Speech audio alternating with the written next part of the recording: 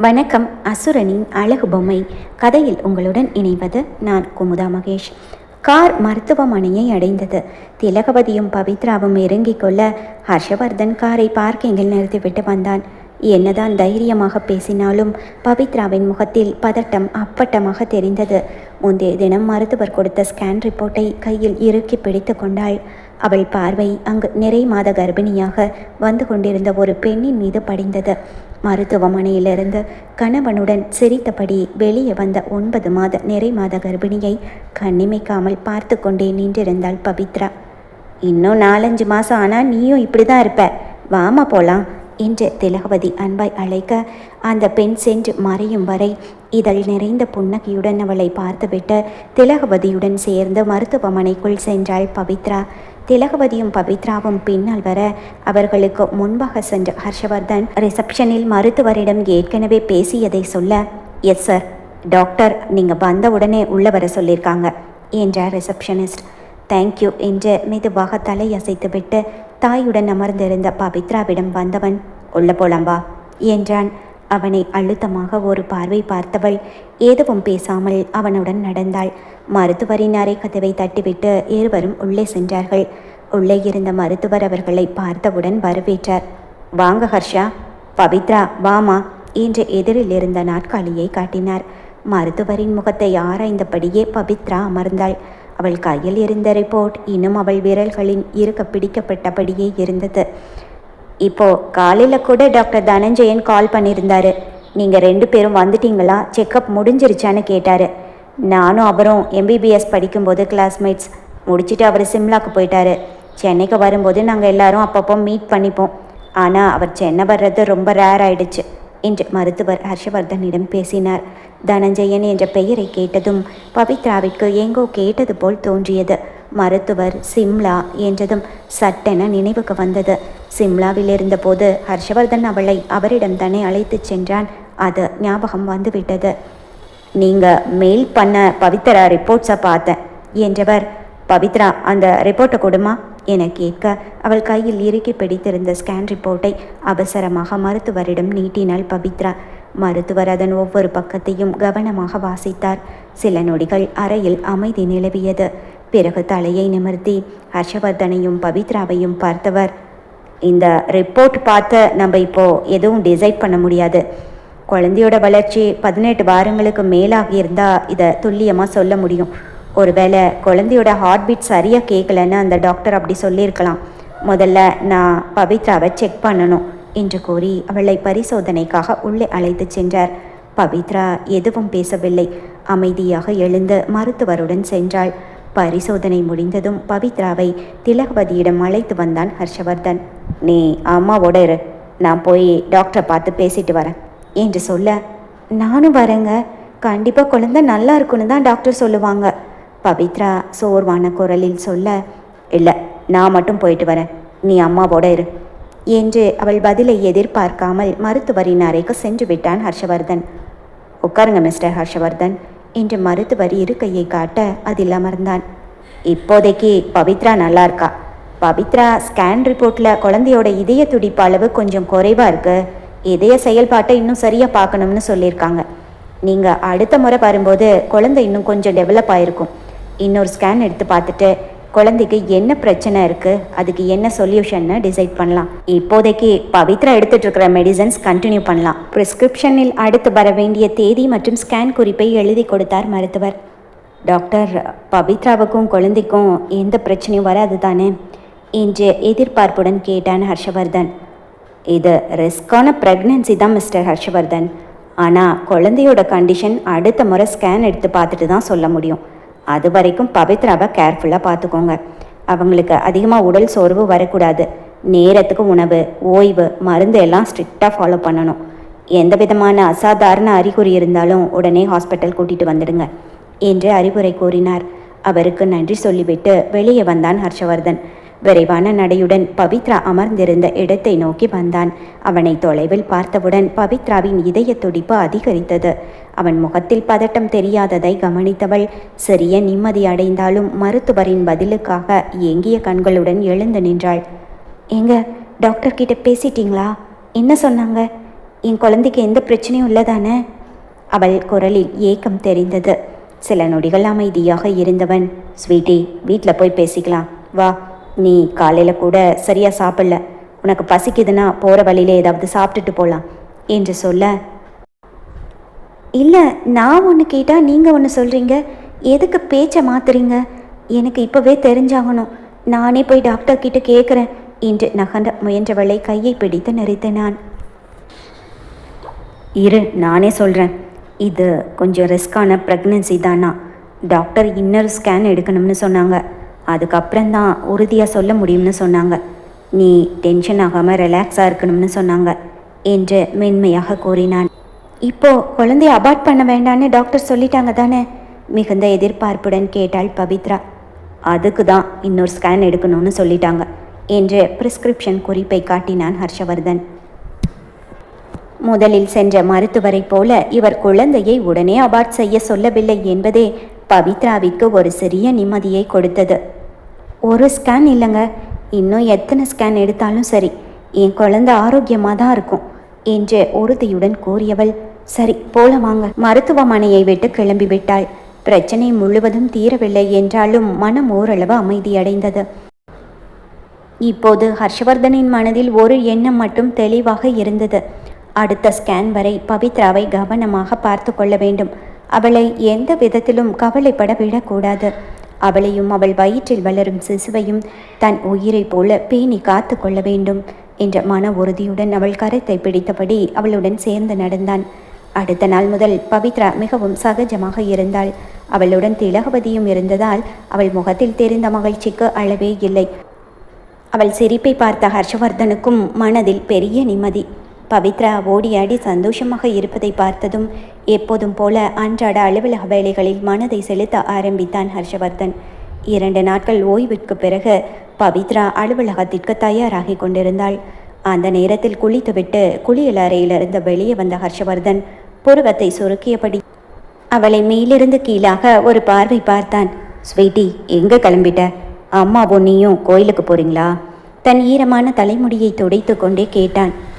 கோயிலுக்கா? நான் உங்க கூட தான் ஆஃபீஸ் வரேன். இத்தனை நாள் ரெஸ்ட் எடுத்தது போதும் என்று அவள் இயல்பாக சொல்ல, வாட், ஆஃபீஸுக்கா என்று அவன் குரல் சற்று கடினமானது. என்ன விளையாடுறியா? உன்னோட ஹெல்த் கண்டிஷன் தெரியும் தானே? டாக்டர் என்ன சொன்னாங்கன்னு ஞாபகம் இருக்குல்ல? ஃபிசிக்கலாக ஸ்ட்ரெயின் ஆகக்கூடாதுன்னு சொல்லியிருக்காங்க. நீ ஆஃபீஸுக்கு வர வேண்டாம், வீட்டிலேயே இருந்து ரெஸ்ட் எடு. கட்டளையாக ஒலித்தது அவன் குரல். பவித்ராவையும் குழந்தையையும் பற்றிய கவலையும் பயமும் மறைந்திருந்தது. இன்னும் எத்தனை நாளைக்கு தான் வீட்லேயே இருக்கிறது? நானும் ஆஃபீஸுக்கு வரேன். எனக்கு எந்த ஸ்ட்ரெயினும் இல்லைங்க. இங்கே வீட்டில் செய்கிறதுக்கு எந்த வேலையும் இல்லை, சும்மா தான் இருக்கணும். அது ரொம்ப போரிங். சலிப்பும் பிடிவாதமும் கலந்த குரலில் கூறினாள் பவித்ரா. ஹர்ஷவர்தன் அவளை நிமிர்ந்து பார்க்க, அங்கே வந்தால் ஒர்க் பிஸியில் டைம் பாஸ் ஆகும். தனது முடிவில் உறுதியாக இருந்தாள் பவித்ரா. நோவே, சும்மா என்கிட்ட பேசி உன்னோட எனர்ஜியை வேஸ்ட் பண்ணாத. நீ ஆஃபீஸுக்கு வர வேண்டாம், அவ்வளோதான். ப்ளீஸ் என்று அவள் மறுபடியும் ஆரம்பிக்க, இதை பற்றி திருப்பியும் பேசாத. கீழே போய் டைமுக்கு டிஃபன் சாப்பிட்டு டேப்லெட்ஸ் போடணும் முடிவாக சொல்லிவிட்டான் ஹர்ஷவர்தன். அவன் வார்த்தைகளில் இருந்த உறுதியை பார்த்ததும் பவித்ராவின் முகம் வாடி போனது. அமைதியாக அவனையே பார்த்து கொண்டிருந்தாள். இங்கே பாரு ஸ்வீட்டி, உனக்கு கொஞ்சமும் சீரியஸ்னஸ் இல்லை. ரொம்ப ஓவர் கான்ஃபிடென்ட்டாக இருக்க. அடுத்த முறை டாக்டரை பார்க்குற வரைக்கும் அவங்க சொன்னதை கண்டிப்பாக ஃபாலோ பண்ணணும். உனக்கு டைம் பாஸ் ஆகலைன்னா நல்ல புக்ஸாக வாங்கி படி. ஆன்லைனில் உனக்கு பிடிச்ச புக்ஸ் பார்த்து ஆர்டர் பண்ணு. இல்லைனா என்ன புக் வேணும்னு மெசேஜ் பண்ணு, நான் வரும்போது வாங்கிட்டு வரேன் என்ற சொன்னவனின் குரலில் இருந்த கடினம் குறையவில்லை. அதற்கு பிறகு எந்த பேச்சுக்கும் இடம் கொடுக்காமல் அலுவலகத்திற்கு கிளம்ப தயாரானான் ஹர்ஷவர்தன். அமைதியாக நின்றபடி அவனையே பார்த்து கொண்டிருந்தாள் பவித்ரா. நீங்கள் ஆஃபீஸ் கூட்டிகிட்டு போகலைன்னா நானே கேப் புக் பண்ணிட்டு வரேன் என்றாலே பார்க்கலாம். கழுத்தில் டையை மாட்டிக்கொண்டே அவளை திரும்பி பார்த்தவன், என் சொல் பேச்சை கேட்காம ஆஃபீஸுக்கு வந்தனா உன்னை ஆஃபீஸ்க்குள்ளே விடமாட்டேன். அப்படியே வீட்டுக்கு திருப்பி அனுப்பிடுவேன். வேணும்னா வந்து பாரு, திரும்பி தான் வரணும் என்று கடுமையாக சொல்ல, ஒரு கணம் கூட தயங்காமல், சரி அதையும் பார்க்கலாம், நான் கண்டிப்பாக வருவேன். நீங்கள் எப்படி என்னை திருப்பி அனுப்புறீங்கன்னு பார்க்குறேன் என்று அவளும் தைரியமாகத்தான் பதில் கூறினாள். சாப்பிட்டு முடித்துவிட்டு சமையல் அறையில் தேவி மற்றும் திலகபதியுடன் பேசி கொண்டிருந்தாள். என்ன பவி சொல்கிற? ஆஃபீஸுக்கு போக போறியா? தம்பி இதுக்கு எப்படி ஒத்துக்கிட்டாரு? என்று திலகவதி அக்கறையுடன் கேட்டார். அவர் எங்கம்மா ஒத்துக்கிட்டாரு? வரக்கூடாதுன்னு ஸ்ட்ரிக்டாக சொல்லிட்டாரு. வருத்தத்துடன் பதில் சொன்னாள் பவித்ரா. ஆமாம் பவித்ராமா, ஐயா சொல்கிறது தான் சரி. நீங்கள் வீட்லேயே இருங்க, நல்லபடியாக குழந்தை பிறக்கட்டும், அப்புறம் ஆஃபீஸுக்கு போகலாம் என்று தேவியும் அவள் பங்கிற்கு சொல்ல, அவர்கள் பேசிக்கொண்டிருந்த நேரம் அறையிலிருந்து கீழே இறங்கி வந்த ஹர்ஷவர்தன் சாப்பிடாமலேயே அலுவலகத்திற்கு கிளம்ப தயாரானான். பவி, தம்பி சாப்பிடாமையே ஆஃபீஸ்க்கு கிளம்பிட்டாரு போல என்றார் திலகவதி. சாப்பிடாமையே போறாரா என்று பதட்டமாக வெளியில் வந்தாள் பவித்ரா. வெளியில் ஹர்ஷவர்தன் சாக்ஸை அணிந்து கொண்டிருந்தான். பிரேக்ஃபாஸ்ட் சாப்பிடாமையே கிளம்பிட்டீங்களா என்று கேட்க, எனக்கு வேண்டாம் என்றான். ஏன், பசிக்கலையா? பசிக்குது, ஆனால் லேட் ஆயிடுச்சு, ஆஃபீஸ் போய் பார்த்துக்கிறேன். ஆஃபீஸுக்கு போனால் நீங்கள் கண்டிப்பாக சாப்பிட மாட்டீங்க. பிரேக்ஃபாஸ்ட்டு ஸ்கிப் பண்ணிவிட்டு மதியம்தான் சாப்பிடுவீங்க. வாங்க, 2 தோசை சாப்பிட்டுட்டு போங்க. அம்மா கூட நீங்கள் சாப்பிடாம போறீங்கன்னு வருத்தப்பட்டாங்க என்று அவன் கையை பிடித்து அழைத்தாள் பவித்ரா. ஒரு கணம் அவளை அழுத்தமாக பார்த்தவன் பிறகு மெதுவாக தனது கையை அவளிடமிருந்து விடுவித்து கொண்டான். நான் சொல்றத நீ கேட்க மாட்ட, நீ சொல்றத நான் கேட்கணுமா என்று சொல்லிவிட்டு கிளம்பிவிட்டான். ஒரு நிமிஷம், நான் சொல்றத கேளுங்க. அவள் சொல்வதற்குள்ளேயே லிஃப்டிற்குள் ஏறிவிட்டான். ஆஃபீஸுக்கு போனால் என்னை உள்ள விட மாட்டாராமே, பார்க்கலாம். மெதுவாக முணுமுணுத்து கொண்டே, அம்மா டிஃபன் பாக்ஸில் தோசை எடுத்து வைங்க, நான் ஆஃபீஸ்க்கு எடுத்துகிட்டு போகிறேன் என்று சொல்ல, எதுக்குமா? தம்பி தான் உன்னை அலையக்கூடாதுன்னு சொல்லியிருக்காருல்ல, இதை நானே எடுத்துகிட்டு போய் தம்பிக்கு கொடுத்துட்டு வரேன் என்று திலகவதி சொல்ல, அம்மா நீங்கள் இருங்க, வெயில் ரொம்ப அதிகமாக இருக்குது, நான் எடுத்துகிட்டு போகிறேன் என்று தேவி முந்தி கொண்டு வர, நீங்கள் யாருமே எடுத்துகிட்டு போக வேண்டாம், நானே எடுத்துகிட்டு போகிறேன் என்றாள் பவித்ரா. சரிம்மா, நீ தனியாக போக வேண்டாம், உன் கூட துணைக்கு நானோ இல்லை தேவியோ வரோம் என்று திலகவதி சொல்ல, அம்மா நீங்கள் 2 பேரும் அங்கே வந்து என்ன பண்ணுவீங்க? நான் ஆஃபீஸில் இருந்துட்டு சாயங்காலம் அவர் கூட தான் திரும்பி வருவேன். திலகவதியும் தேவியும் சொல்ல சொல்ல கேட்காமல் ஹர்ஷவர்தனுக்காக காலை உணவை எடுத்துக்கொண்டு அலுவலகத்திற்கு கிளம்பினாள் பவித்ரா. பவித்ரா அலுவலக வாயிலில் நுழைய முயன்றாள். அவளை வாயிலிலேயே நிறுத்தி வைத்து விட்டான் வாட்ச்மேன். மேடம், சார் நீங்கள் வந்தால் டிரைவர்கிட்ட சொல்லி உங்களை வீட்டில் கொண்டு போய் விட சொன்னார். டிரைவருக்கு கால் பண்ணவா மேடம்? அலுவலக வாயிலில் நின்றிருந்த வாட்ச்மேன் பவ்யமாக கேட்டான். ஹர்ஷவர்தன் கூறியது போலவே அவளை வாயிலேயே நிறுத்தி வைத்து விட்டான். சொன்ன மாதிரியே செஞ்சிட்டாரு. பல்லை கடித்து கொண்டார் பவித்ரா. அண்ணா, நான் அவருக்கு சாப்பாடு எடுத்துகிட்டு வந்திருக்கேன், இதை உள்ளே எடுத்துகிட்டு போய் கொடுக்கணும் என்று சொல்ல, இல்லைம்மா, சார் உங்களை உள்ளே விடக்கூடாதுன்னு சொன்னார். நீங்கள் பத்திரமா வீட்டுக்கு திரும்பி போகணுமா. நீங்கள் வந்தால் உடனே டிரைவர்கிட்ட சொல்லி உங்களை பத்திரமா வீட்டுக்கு அனுப்பி வைக்க சொன்னார். நான் டிரைவரை கூப்பிடுறேன் என்று கிளிப்பிள்ளை போல சொன்னதையே திருப்பி திருப்பி சொல்லி கொண்டிருந்தான் வாட்ச்மேன். பவித்ராவின் முகத்தில் ஏமாற்றமும் கோபமும் தெரிய உடனே அலைபேசியை எடுத்து ஹர்ஷவர்தனுக்கு அழைத்தாள். நான் ஆஃபீஸ் கேட்டில் நிற்கிறேன், வாட்ச்மேன் உள்ளே விட மாட்டேங்கிறாரு, அவர்கிட்ட சொல்லுங்க என்று கெஞ்சலாக கேட்டாள்.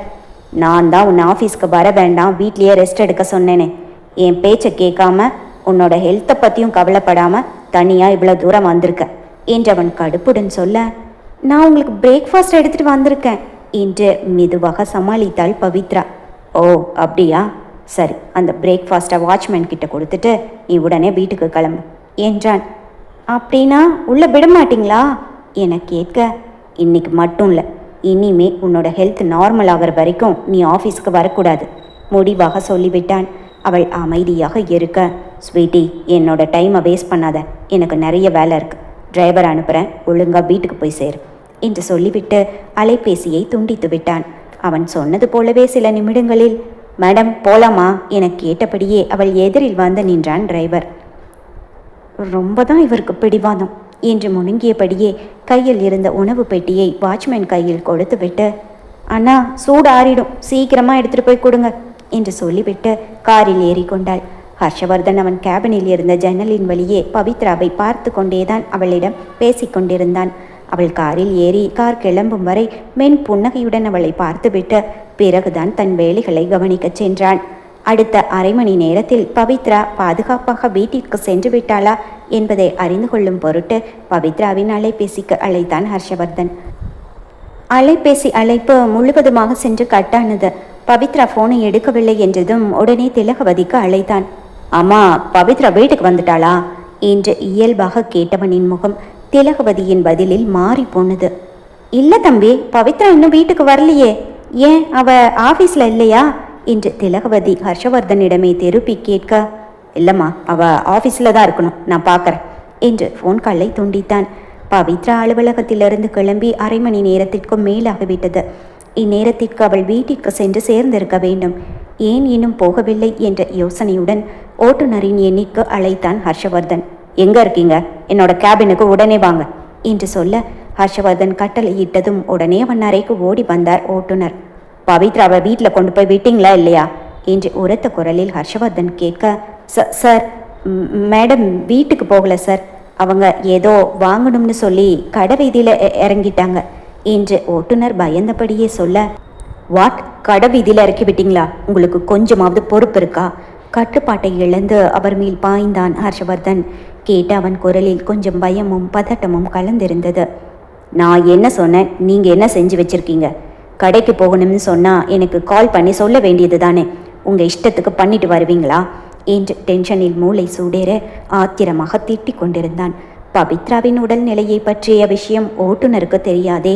அவள் கர்ப்பமாக இருக்கும் விஷயம் தெரிந்திருந்தால் பத்திரமாக வீட்டில் விட்டிருப்பார். சாதாரணமாக நினைத்து அவள் சொன்ன இடத்தில் இறக்கி விட்டு விட்டார்.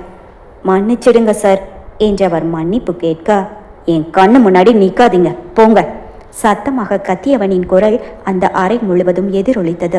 தலை கவிழ்ந்தபடியே வெளியில் வந்துவிட்டார் ஓட்டுநர். மீண்டும் பவித்ராவிற்கு அழைத்து பார்த்தான் ஹர்ஷவர்தன். அவள் போனை எடுக்கவில்லை. கிட்டத்தட்ட 1 மணி நேரத்திற்கு மேலாகிவிட்டது. பவித்ரா வீட்டிற்கு வந்தால் தெரியப்படுத்துகிறேன் என்று சொன்ன திலகவதியும் இதுவரை ஃபோன் செய்யவில்லை. அப்படி என்றால் பவித்ரா இன்னும் வீட்டிற்கும் போகவில்லை. யோசனையுடன் குறுக்கும் நெடுக்குமாய் நடந்து கொண்டிருந்தவன் பவித்ரா இறங்கிக் கொண்ட இடம் வினோதன் வீட்டிற்கு மிக அருகில் என்பதால் ஒருவேளை வினோதன் வீட்டிற்கு சென்றிருப்பாளோ என நினைத்தான். திலகவதி இங்கு வீட்டில் இருக்கும்போது வினோதனின் வீட்டிற்கு செல்லவும் வாய்ப்பு குறைவு. எதற்கும் அஞ்சலிக்கு அழைத்து கேட்டுவிடலாம் என நினைத்து அஞ்சலிக்கு அழைத்தான். அலைபேசியில் ஹர்ஷவர்தனின் எண்ணை பார்த்ததும் ஒரே ரிங்கில் ஃபோனை எடுத்து விட்டாள் அஞ்சலி. சொல்லுங்க பிரதர், எப்படி இருக்கீங்க? என்ன இந்த நேரத்தில் கால் பண்ணியிருக்கீங்க? சிரித்து கொண்டே துள்ளலாக பேசினாள். ஒன்றும் இல்லைம்மா, சும்மாதான். நீ எப்படி இருக்க என்று அன்பாய் கேட்டவனிடம், நான் நல்லா இருக்கேன் பிரதர் என்று பதில் கூறினாள் அஞ்சலி. நீ இப்போ எங்கே இருக்க அஞ்சலி? ஆஃபீஸ்லையா வீட்லையா என கேட்டான் ஹர்ஷவர்தன். வீட்டில் தான் இருக்கேன். என்னோட திங்ஸ் எல்லாம் இன்னும் கொஞ்சம் அம்மா வீட்டில் இருந்துச்சு, அதெல்லாம் இன்னைக்கு தான் எடுத்துகிட்டு வந்தேன். அதையெல்லாம் அரேஞ்ச் பண்ணிகிட்ருக்கேன். அண்ணா, பவித்ரா அக்கா எப்படி இருக்காங்க? ஆண்டி அங்கே வந்ததும் அக்கா எங்களை மறந்துட்டாங்க, வீட்டுக்கு வர்றதே இல்லை. அக்காவை கூட்டிகிட்டு ஃப்ரீயாக இருக்கும்போது வீட்டுக்கு வாங்க என்று அவள் சொல்ல, அவள் பேசியதிலேயே பவித்ரா அங்கு வரவில்லை என்பது ஹர்ஷவர்தனுக்கு நன்றாக புரிந்துவிட்டது. சரிம்மா, பவித்ரா அங்கே வரணும்னு சொல்லிட்டு இருந்தா, அவள் அங்கே வந்தா எனக்கு கால் பண்ணு என்று சொல்லி ஃபோனை வைத்து விட்டான். மதிய உணவு நேரமும் ஆகிவிட்டது. பவித்ரா இன்னும் வீட்டிற்கு வரவில்லை என்று தேவியும் திலகவதியும் மாறி மாறி ஃபோன் செய்து கொண்டே இருந்தார்கள். அலுவலகத்திலேயே இருக்கிறேன் என்றவளை வலுக்கட்டாயமாக வீட்டிற்கு அனுப்பியது தவறோ என்று ஒரு நொடி யோசித்தான் ஹர்ஷவர்தன். ஸ்வீட்டி, எங்கடி போன என்று முணுமுணுத்து கொண்டே மீண்டும் அவளுக்கு அழைப்பதற்காக அலைபேசியை எடுக்க நதியாவிடமிருந்து ஃபோன் கால் வந்தது ஹர்ஷவர்தனுக்கு. நதியா? இவ எதுக்கு எனக்கு கால் பண்ணுறா? இருக்கிற பிரச்சனையில் இவ வேற என நினைத்து கொண்டே நதியாவின் காலை கட் செய்தான் ஹர்ஷவர்தன். ஆனால் நதியா விட்டபாடில்லை, விடாமல் அழைத்து கொண்டே இருந்தாள். இது 3வது முறை. எதுக்கு இவ விடாமல் எனக்கு ஃபோன் பண்ணிகிட்டே இருக்கா? அலைபேசியை எடுத்து காதில் வைத்தவன், ஏய், ஃபோன் எடுக்கலன்னா விட வேண்டியதானே? உனக்கு மேனர்ஸே இல்லையா? நீ எதுக்கு எனக்கு இத்தனை வாட்டி திருப்பி திருப்பி கால் பண்ணிகிட்டே இருக்க? எரிமலையாய் வெடித்தான் ஹர்ஷவர்தன்.